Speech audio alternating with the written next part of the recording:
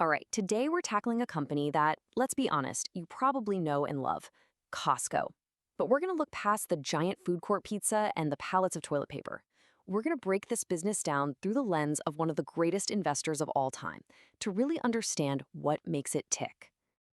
I mean, you've seen it, right? The parking lots are always jammed. The aisles are an adventure. But what is the actual secret sauce here?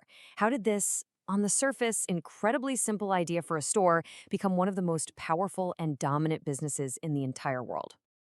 Well, to get to the bottom of it, we're not just going to guess. We're going to use a really powerful tool, Warren Buffett's four-part test for finding what he calls a wonderful company.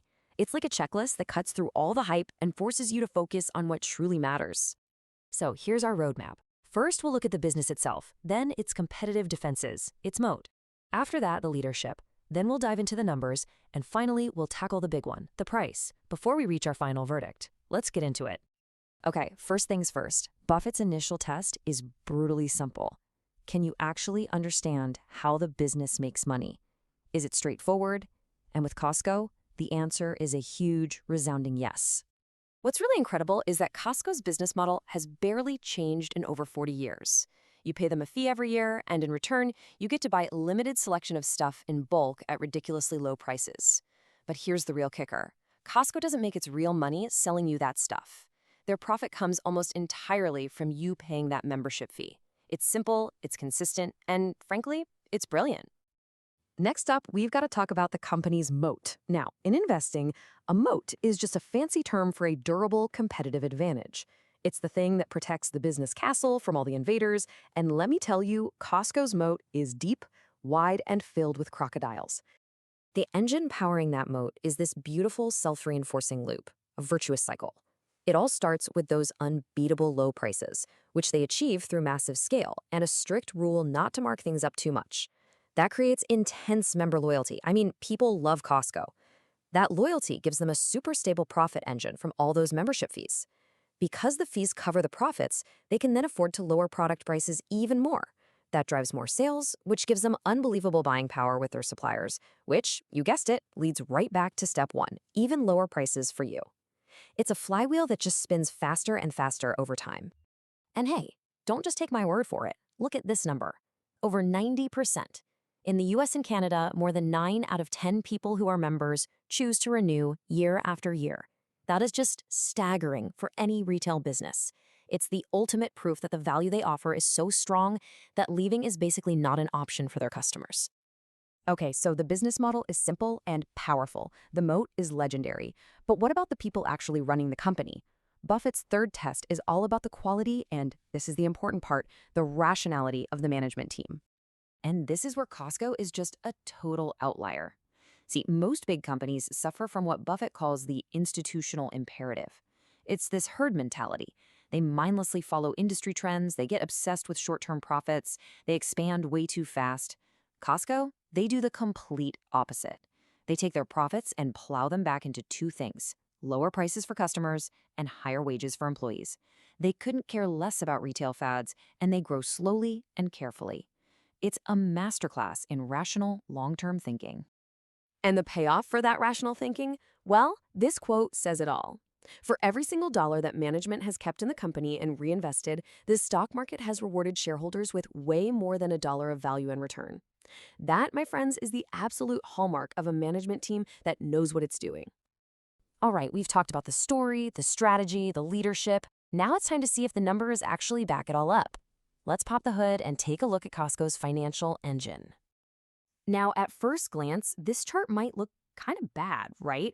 Costco's operating margin is razor thin, way lower than a typical retailer. But here is the critical thing to understand.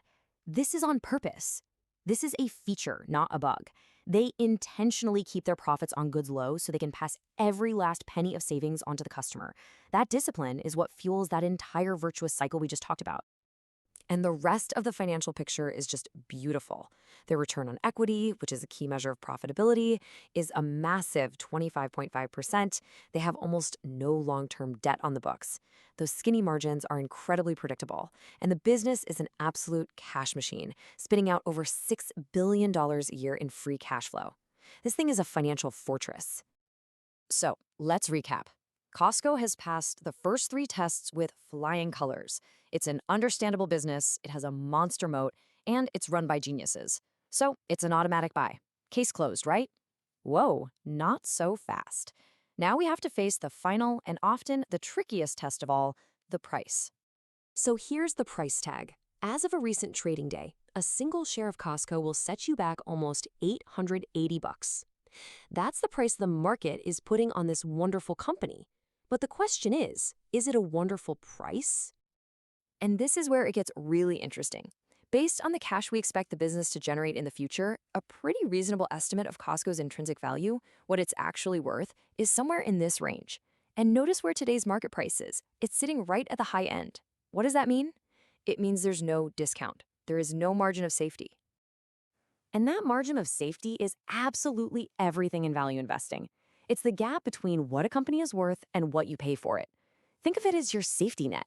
It's the buffer that protects you if your calculations are a little off or if you just get unlucky. Without it, you're investing without a net. So this is the real dilemma for an investor.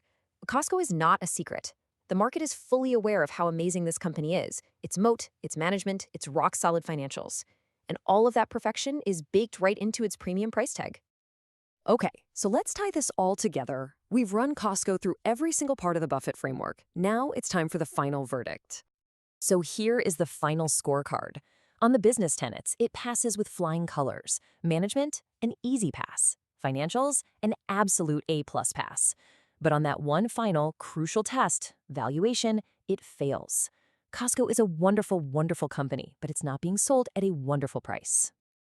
And that leads us to this recommendation. It's a hold. Look, if you already own shares of Costco, it's an amazing company to just keep owning forever. But for a new investor looking to get in today, the price is just too high to offer that margin of safety we talked about. It's a perfect company to put on your watch list and hope for a big market downturn that might give you a better price to get in. And all of this leaves us with one of the great, timeless questions in investing, and it's something I want you to think about. What's the better move? Buying a truly wonderful company like Costco at a fair but not cheap price? Or buying a perfectly fine but not great company at a wonderful bargain basement price? There's no single right answer, but knowing which you prefer is a huge part of the game. Thanks for tuning in.